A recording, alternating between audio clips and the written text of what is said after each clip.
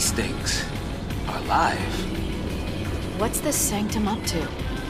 Are they planning to start a war? Sadly for me, that is the only 20-second cutscene in this part. Welcome back, everyone. My name is James Klim. You're watching Final Fantasy XIII HD Walkthrough. This is part 77 and many more to come. And this is where you fight the first enemy called the Berserker. No, not the one from Gears of War. It's this big-ass motherfucker. And they're actually not that hard to kill, regardless if they look really intimidating. But they're not that hard to kill. They have an ability called, like, Forge Blade, like that, where they can summon another enemy to battle. I think this might be, like, the first enemy that does that. And then they summon, like, a ceremonial blade, or ceremonial blade. I don't know, something like that. They summon, like, an extra enemy, which is the blade. If you guys yawn because I yawn later on, awesome. Because yawns are contagious. Anyway, they summon a second enemy. And that is a Centurius or something. Centronus. I don't know. Something blade. And it's an invisible blade. And it slices and dices you. Definitely probably go after the blade. And Libra, both of them, if you want to. By the way, Libra. Definitely use Libra. I was actually watching DSP's playthrough of Final Fantasy XIII. He did that back in 2010 when it came out. And he never Libra'd anybody. And that's very bad. Because by Libra'ing someone, or by Libra'ing someone, you get to know all their weaknesses and stats and strengths and everything. Definitely their weaknesses. So definitely Libra, and to get your TB gauge back, I can't believe if I didn't explain this already, holy shit. By getting 5 stars in battles, you can get those up, or if you just restore using an item. I forget which item it is that does it, but as you can see, I'm about to die, which isn't good. Luckily, I pull through, and I managed to take out that motherfucking thing. I go to diversity, which is why, actually, I'll explain why I have these paradigms. So before I had, like my first set I had like infiltration, which is saboteur, and I had protection, which is synergist, or even if I didn't have protection, I had something else, but I'll just call it protection because it's the one I can remember. Protection was, I think it was medic, sentinel, and synergist, medic, sentinel, and what I realized was that when I did this, actually, I don't think I had protect. I don't know. I had something, but regardless, and before, I had a bunch of offensive paradigms and maybe defensive, but I didn't have any healing paradigms, and that's bad. Because what would happen to me was I would be attacking somebody, and then I would get like really low on health, and then I would switch to combat clinic, and I'm like, wait a minute, I can't heal while attack. So even though I'm healing my party, that stagger bar is going to go down, and by the time I get back to it, it'll probably be either all the way out or gone, and that's not good. So I definitely kept diversity. That way, if I do need to heal, I can heal while still keeping the stagger gauge going. So I highly recommend you have diversity in your paradigm set. Obviously, if you have different characters like me, or if you have like an example, Fang, Hope, and Vanille, obviously don't use the stuff I use because their roles are much different than mine. The ones that I constructed are the 6 that I've constructed. I think work very, very, very, very well with Snow, Hope, and Lightning. And I might change it in the future, but right now I'm sticking to that. They were really useful in this chapter. Very, very, very useful. And I'm honestly sad that I didn't use them in Chapter 9. But I used them in Chapter 10 for grinding, and they definitely worked out. I think I'm using it right now, so. And also an important thing to do with the paradigm thing is actually arrange the paradigms. Even if you have your paradigm set, you want to arrange them around. That way when you go to switch them, you won't get lost and choose the wrong one. I mean, every now and then I choose the wrong one, but for me, I think I put Relentless Assault first, I put Aggression second, Try Disaster third, Espionage fourth, Diversity fifth, and Combat Clinic sixth. Believe me, I would love if there would be like a 7th paradigm, but there's not. There's only 6, so you have to do with what you got. And that's exactly what I got and dealt with. So we're going down a level. As you progress further into the 5th arc, you keep going down elevators. You go lower and lower and lower and lower and lower and lower. Right now we are in the inner conduit, or something. The 5th arc, conduit. Reminds me of a Wii game. Crappy game, by the way. The first one was, I guess, was okay. The second one sucked dick. I don't give a shit if you're a Wii fan. Conduit 2 was terrible. So, my goal is to just keep talking, though, this entire video and not stop talking until the video ends.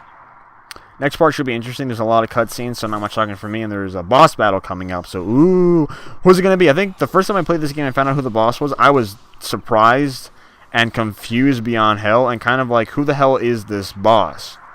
Because I didn't know who it was, or what the boss was, and I'm like, wow, like, why is this a boss? And obviously they explain why, but the next boss is very interesting. If you ever played this game before, you'll probably be very, very, very surprised, like I was. So just gaining items, getting all this stuff. Definitely pick up all the items along the way, even if they're crap, and even if you know you've already played through this game and they're crap, I highly recommend you pick them up. Unless it's like freaking, what's a useless item in this game? Unless it's like, I guess Phoenix Downs. I don't know. I don't use Phoenix Downs anymore because we know Rays. Lightning knows Rays. Hope learns Rays towards the very end. After the Crystarium expands, which is actually the next boss. The next boss expands the Crystarium. In the next Crystarium expansion, Hope learns Rays, which allows you to revive his falling teammates, which is kind of pointless when you think about it. It's only, like, for my occasion, it's only good for Snow, because if I die, game's over. Hope can't heal me, which is kind of retarded. So it would only be useful for Snow. I think Lightning already knows Rays. So if Snow or Hope die, or faint, I can just revive them instantly. When Hope learns Rays, he can only heal Snow, because if I faint, the game ends. So it's only useful for one character, for Hope at least. But Snow's a very beefy, buffy, very tough character, so it's very hard for him to die. But he can die. Every character can die, obviously. Obviously! My mouth hurts so freaking bad right now, but I have to keep talking. I have to keep going. I'm like almost halfway there, man. Ugh. I want to check and see if there's any more cutscenes coming up. I hope to God there is. Probably not, though. Yes, why the hell would there be? There's not. Well, there's a few fast-forwarding parts at the very end. Yeah. So my goal is to get this out before I go to Tulsa. Speaking of which, I was going to talk about Tulsa. So this Thursday, July 14th, today is July 12th, Tuesday. I'm recording this. I'm going to try to get this out before I go to Tulsa. I might even upload it while I'm going to Tulsa. And if I do upload it while going to Tulsa, I'll try to do it on the airplane. Hopefully the airplane has an internet connection. Probably doesn't, but who knows. So I'm going to Tulsa on July 14th, this Thursday. I'm going to probably get ready tomorrow, like pack everything up. And I'm going to Tulsa, going to a convention called Tokyo in Tulsa. It's a convention down in Oklahoma. And it's cool because it's like an anime convention, but it's also a gaming convention, I guess, too, but mainly anime stuff.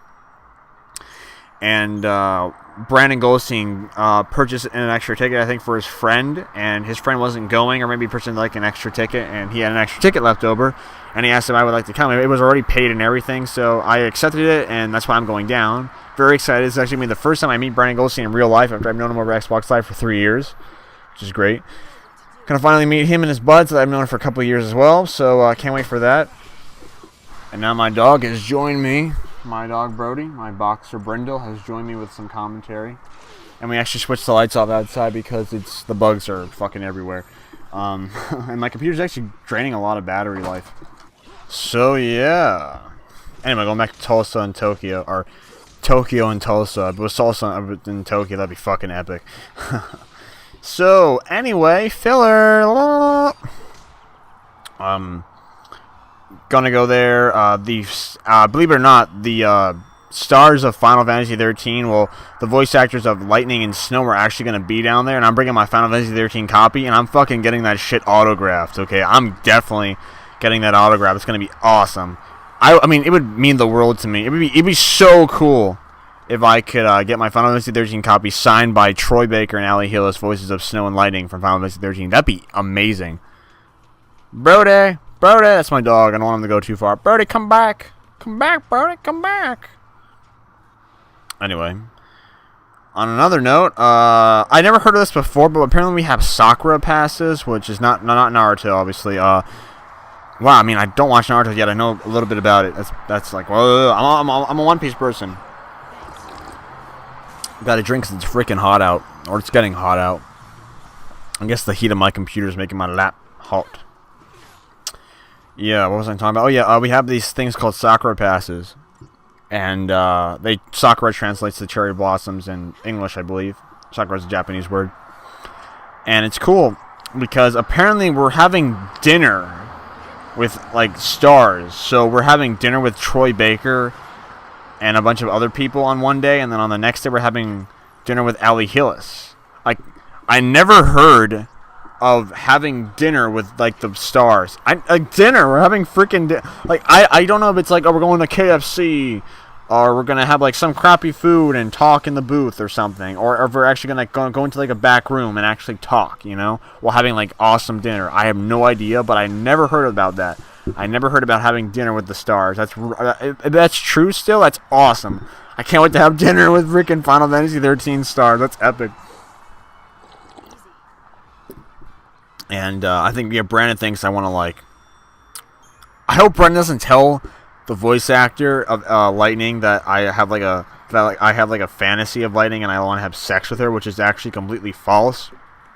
I do think Lightning's hot, but I mean, well, one, she's... let's be real. Well, let's not be real because it's already obvious. Lightning's a fictional character.